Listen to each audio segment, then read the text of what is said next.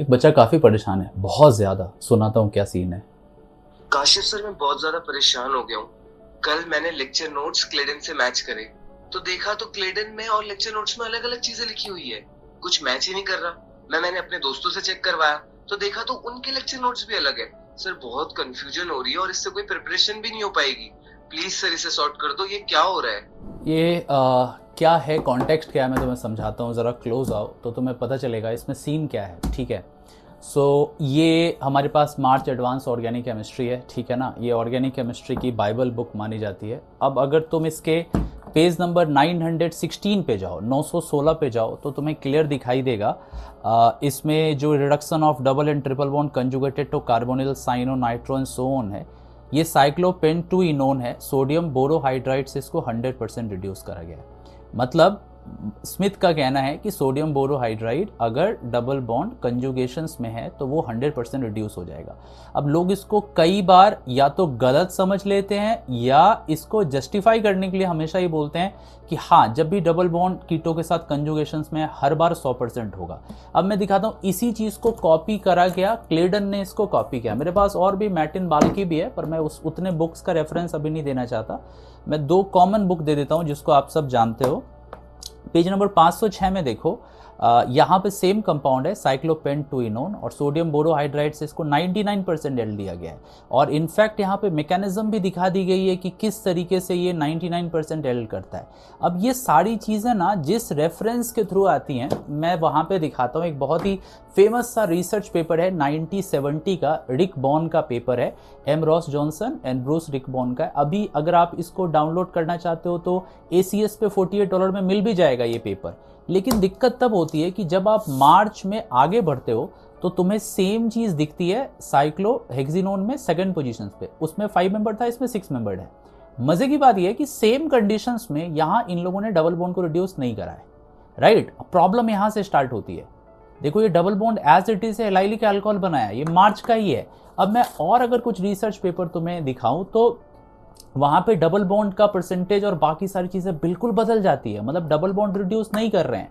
अब सवाल इसी जगह पे कंट्रोवर्सी स्टार्ट होती है कि मार्च की बात माने, क्लेडन की बात माने, बाल्की की बात माने, या इतने सारे रिसर्च पेपर है इसकी बात माने, क्या सोडियम बोरोहाइड्राइड डबल बॉन्ड को रिड्यूस करेगा अगर वो डबल बॉन्ड कंजुगेशंस में हो एल्डिहाइड या कीटोन के?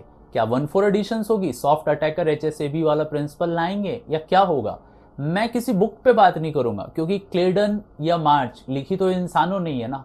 पर जो प्रैक्टिकल डेटा है वो तो कभी भी गलत नहीं हो सकता। तो मैं तुम्हें थोड़ा सा दिखाता हूँ सीन क्या है, देन आफ्टर तुम खुद कमेंट करके बताना कंक्लूजन क्या निकलता है, और बच्चे की परेशानी को भी दूर करेंगे। Stay tuned. देखो, ये प्रॉब्लम बहुत ही कॉमन है और ये प्रॉब्लम मेरे पास सबसे पहले 2017 में आई थी। ये कोई आज की प्रॉब्लम नहीं है जिसको लोग डिस्कस कर रहे हैं।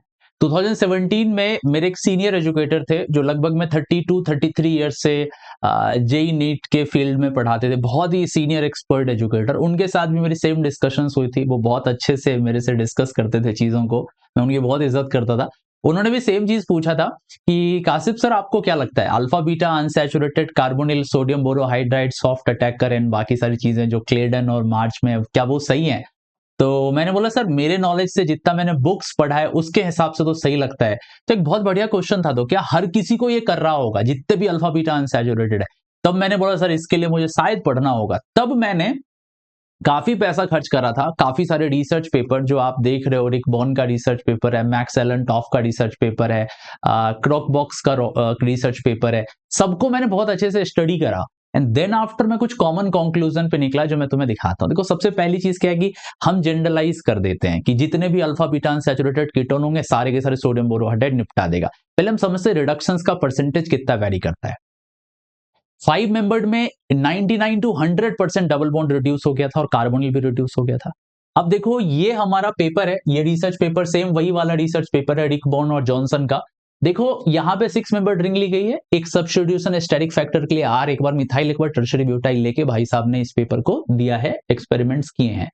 सोडियम बोरोहाइड्राइड के केस में अगर तुम देखो, जब डबल बॉन्ड को रिड्यूस करने की बात आती है तो डबल बॉन्ड के साथ जो A के केस में, मतलब सोडियम बोरोहाइड्राइड के केस में, ये प्रोडक्ट सिर्फ 51% बनता है, और टर्शरी ब्यूटाइल में ये वाला प्रोडक्ट 58% बनता है। जबकि दूसरी तरफ अगर तुम देखो, हम इस वाले प्रोडक्ट की बात करें जहां सिर्फ कार्बोनिल रिड्यूस होता है, तो ये 49% एंड 42% सोडियम बोरोहाइड्राइड में आता है। पहली बात ये समझो कि परसेंटेज कितना ड्रामेटिकली डाउन हुआ है। मैंने जो तुम्हें क्लेडन और मार्च दिखाया था उसमें डबल बॉन्ड का रिडक्शंस और कार्बोनिल का रिडक्शंस 99% से 100% था, वो सडनली घट के आधा रह गया है, 50-51 से 58% तक ड्रामेटिक डाउन हुआ है। पहले तुम्हें यह समझना है कि वो पर्टिकुलर केस सिर्फ 5 मेंबर्ड रिंग के लिए काम करते हैं और उसके पीछे मॉलिक्यूलर ऑर्बिटल का अलाइनमेंट और कई सारी एमोस थ्योरी है जिस पे हम बात करेंगे कभी आने वाले टाइम में। 6 मेंबर्ड के साथ ये ड्रामेटिक घटा। अब लोग क्या करते हैं, एक्रिल्डिहाइड के साथ भी सेम चीज लगा देते, ओपन चेन के साथ भी सेम चीज लगा देते। देखो यहां पे मैं तुम्हें एक चीज दिखाता हूं, ध्यान से देखना, मैंने हाईलाइट कर रखा है। अगर यही सेम चीज ओपन चेन में मैं लेता हूं तो देखो इस वाले में ए में हमने डबल बॉन्ड रिड्यूस नहीं कराया, मतलब 1-2 एडिशन कराया, और बी वाले में हमने 1-4 एडिशंस कराया, डबल बॉन्ड को भी रिड्यूस कर दिया और कीटो को भी रिड्यूस कर दिया। देखो मजे की चीज देखो, जब हम यही ओपन चेन में CH2CH के साथ ले रहे हैं ना, तो गजब की चीज दिखती है। ये वाला जो प्रोडक्ट जिसमें डबल बॉन्ड भी रिड्यूस हो रहा है, मतलब 1-4 एडिशन, देखो 48% ओनली है, मतलब यहां पे मेजर प्रोडक्ट नहीं है, मतलब जो अल्फा बीटा अनसैचुरेशन है वो रिड्यूस नहीं हो रहा। क्या तुम देख रहे हो? सिंपल नहीं है, लोग जनरलाइज कर देते हैं, क्लेडन का एग्जांपल देके मार्च का एग्जांपल दे, साफ बुक दिखा देते हैं कि भैया जी मार्च कभी भी गलत नहीं हो सकता, भैया कभी भी क्लेडन गलत नहीं हो सकता। तो भाई देखो वो 5 मेंबर्ड रिंग के साथ काम करता है, वहां पे मॉलिक्यूलर ऑर्बिटल थियरी, अलाइनमेंट और कई तरह की अलग अलग थियरीज हैं जिसपे हम बात करेंगे आने वाले टाइम में, फेज डायग्राम के थ्रू वो दिखाया जाता है। वहां पे अलग अलग कन्फर्मेशन है, 6 मेंबर्ड में, 5 मेंबर्ड में वो चीज हो नहीं पाती है, स्ट्रेन से रिलीफ है और भी कई सारे फैक्टर्स हैं। तो 5 मेंबर्ड 99 to 100% में चला जाता है, 6 में तुम देख रहे हो परसेंटेज ड्रामेटिक घट के 51% के अराउंड चला गया, और ओपन चेन में तो मामला ही चौपट हो गया है।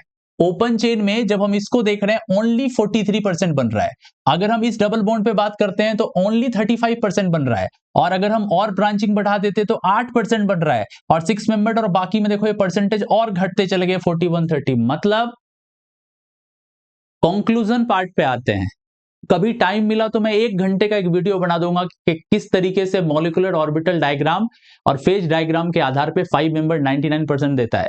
वो सिर्फ 5 मेंबर के साथ ही काम करता है। अगर तुम 6 मेंबर्ड ले लोगे या ओपन चेन ले लोगे तो double bond generally sodium borohydride reduce नहीं करता है। मेजर में सिर्फ तुम्हारा एल्डिहाइड या कीटोनिक वाला जो ग्रुप है वही निपट रहा होता है, डबल बॉन्ड रिड्यूस नहीं होता। पर अगर alpha beta unsaturation 5 membered ring में सीओ के साथ, कीटोन के साथ हो, तब वहां पे वो मेजर रिड्यूस होगा। तो जनरलाइज ना करें, जो 5 के साथ काम करती है वो 6 के साथ काम नहीं करती, ओपन चेन के साथ काम नहीं करती। इसीलिए नोट्स में आपको अक्सर दिखता होगा कि सोडियम बोरोहाइड्राइड डबल बॉन्ड को रिड्यूस नहीं करता, लेकिन ये जो कंट्रोवर्शियल चीज क्लेडन में आती है, और यही रिक बॉन का पेपर है जहां से इसको निकाला गया है।